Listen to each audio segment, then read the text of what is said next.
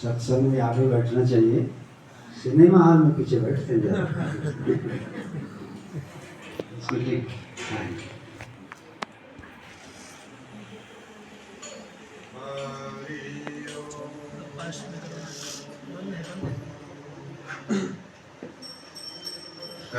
सहनावतु सहनौ भुनक्तु सहवीर्यं करवावहै तेजस्विनावधीतमस्तु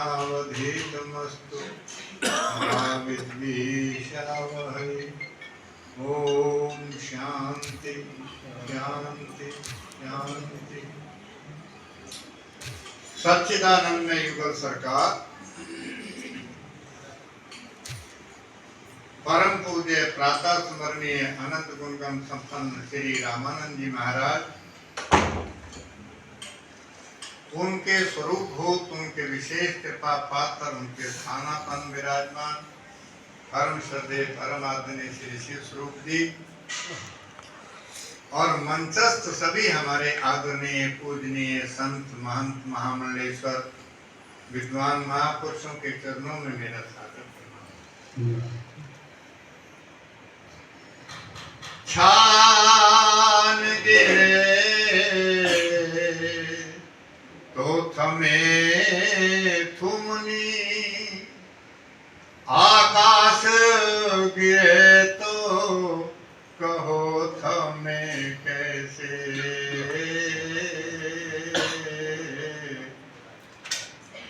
आग लगे तो बुझे जल सो,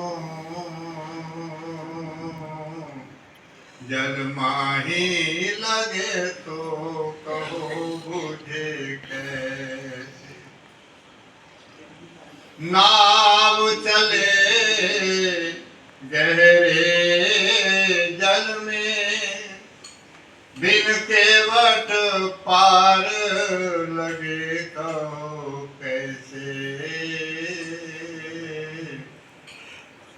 उर्धी अखियाँ नंद नंदन सो,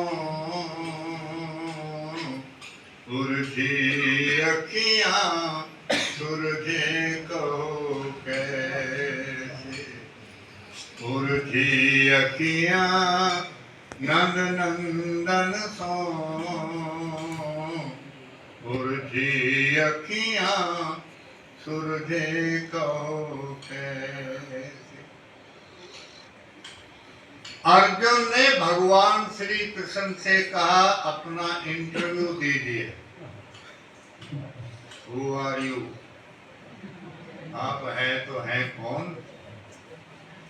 ब्रह्मा जी आपके विषय में कहते हैं औभाग्यम औभाग्यम नंद गोप जोक्ताम यम मित्रम परमानंदम पूर्ण ब्रह्म सनातनम। इन ब्रजवासियों के महाधन्य औभाग्य हैं जिनके इष्ट मित्र सगे संबंधी और जिनके मित्र सगे संबंधी प्रिय बन करके आए हैं, जो पूर्ण है, जो ब्रह्म है, जो सनातन है। कृष्णोपनिषद का भी मंत्र है, कृषिर भूवात का शब्दस नकारथ निवृत्तिवात का तयोरेकम परम ब्रह्म श्री कृष्ण तत्धीयते। ऐसे भगवान श्री कृष्ण की चर्चा करने वाले को लाभ क्या होता है?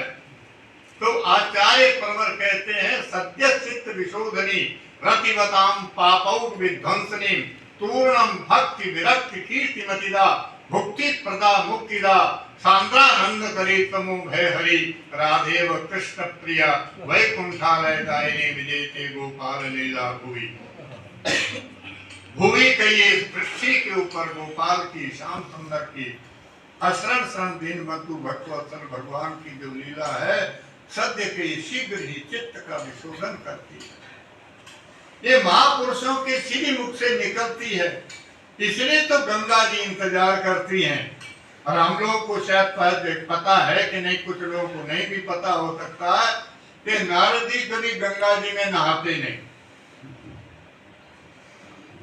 एक दिन गंगा जी ने प्रकट होकर के एक किनारे पर घूमने वाले नारद जी से कहा, मज्जन्ते सर्वे ऋषिया त्वमेकं किम न मज्जते।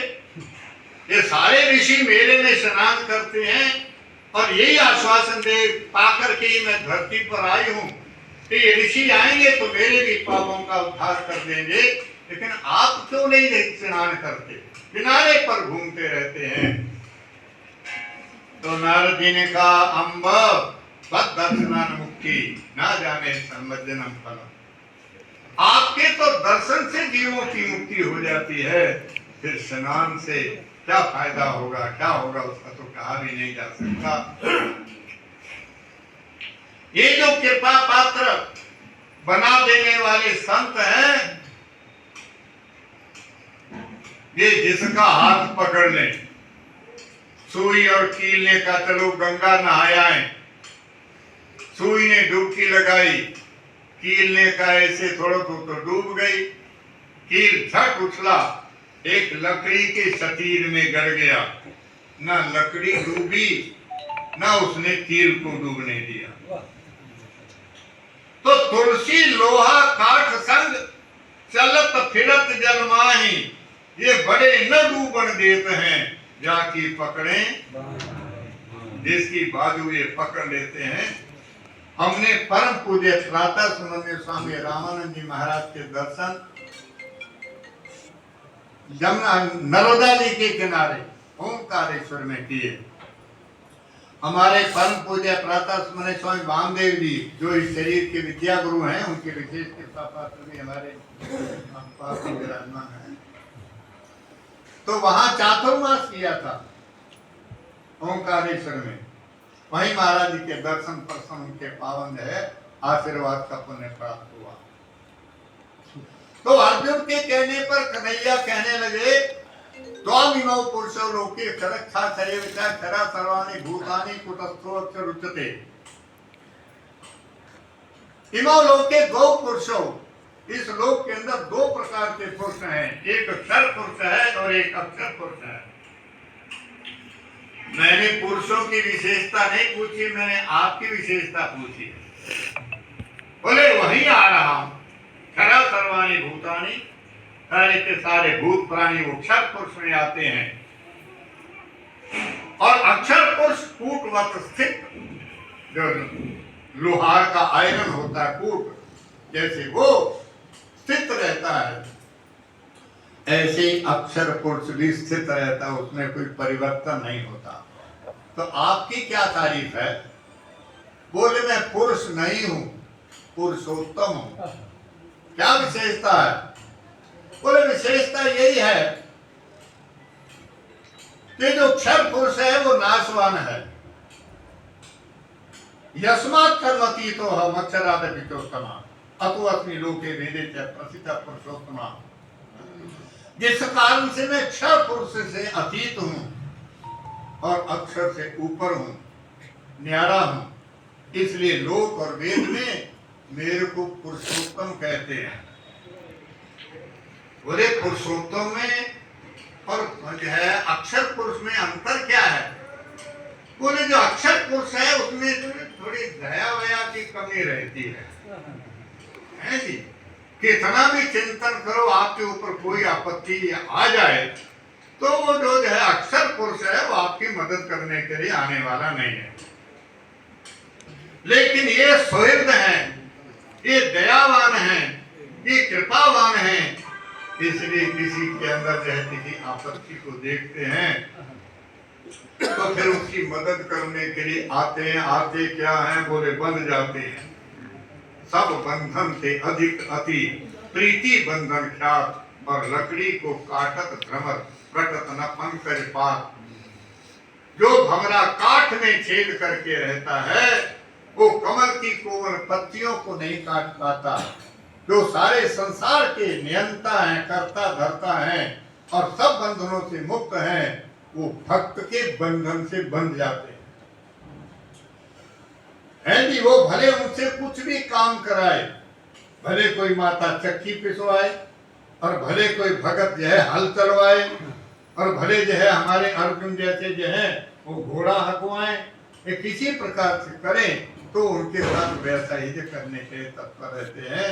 तो इनका जो चरित्र है, इनकी जो लीला है, संत महापुरुषों के द्वारा जो कथन की जाती है, परम श्रद्धेय परम आदरणीय स्वामी रामानंद जी महाराज जैसे महापुरुष जब वही शब्द अपने मुख से कहते हैं तो वो अंदर से प्रेम से, भक्ति से, वैराग्य से सने हुए होते हैं, इसलिए वो तुरंत प्रभावी होते हैं।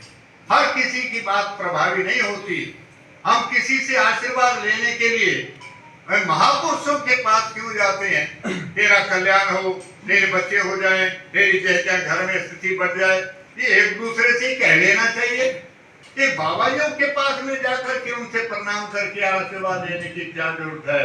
बोले ये केवल आशीर्वाद नहीं देते, उसके साथ में अपनी तपस्या देते हैं, अपना ज्ञान वैराग्य और अपने साथ की हुई जो साधना है उसका प्रभाव देते हैं। आपने सुना होगा, लड़का गुड़ खाता था, माँ ने कहा गुड़ छोड़ दे, नहीं छोड़ा। महात्मा के पास से गई, उसने कहा अगले मंगलवार आना। अगले मंगलवार महात्मा ने कहा बेटा गुड़ नहीं खाना चाहिए, पेट में कीड़े पड़ जाते हैं। बेटे ने गुड़ छोड़ दिया। बाद में माता जाके कहने लगी महाराज आप ये पिछले मंगलवार ही कह सकते थे, ये अब क्यों कहा आपने 8 दिन बाद? बोले पिछले मंगलवार तक गुड़ मैं भी खाता हूँ,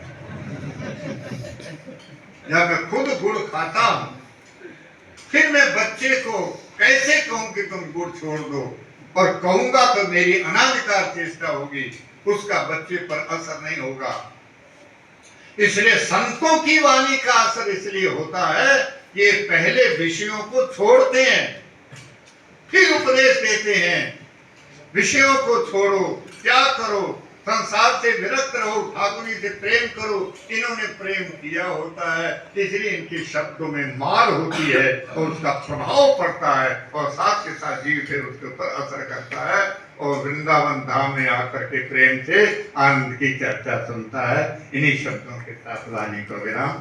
जय जय श्री राम।